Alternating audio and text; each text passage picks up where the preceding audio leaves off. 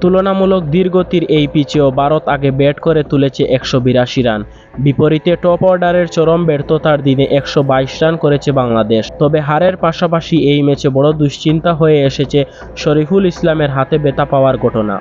New ইয়র্কে ভারতের বিপক্ষে ওয়ার্ম আপ ম্যাচে মাঠে নেমেছিল বাংলাদেশ দল। ভারতের ব্যাটিংয়ের 20তম ওভারে বল করতে এসেই আঘাত পান শরীফুল। হার্দিক পান্ডিয়ার একটি শট ঠেকাতে গিয়ে আঙুলে আঘাত পান তিনি।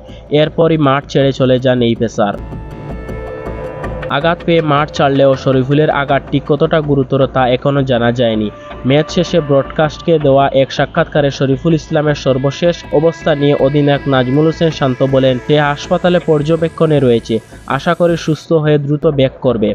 বিশ্বকাপের প্রথম ম্যাচ নিয়ে সবাই উত্তেজিত, সবারই শান্ত থাকা এবং পারফরমেন্স করা দরকার। গেল কয়েক বছর ধরে বাংলাদেশ দলের পেসাররা বল হাতে নিয়মিত ভালো বোলিং করে চলেছেন। তবে আসন্ন টি-20 বিশ্বকাপের আগে শঙ্কা জেগেছে টাইগার পেসারদের নিয়ে। গেল মাসে জিম্বাবুয়ের বিপক্ষে সিরিজে ইনজুরিতে পড়েছিলেন তাসকিন আহমেদ।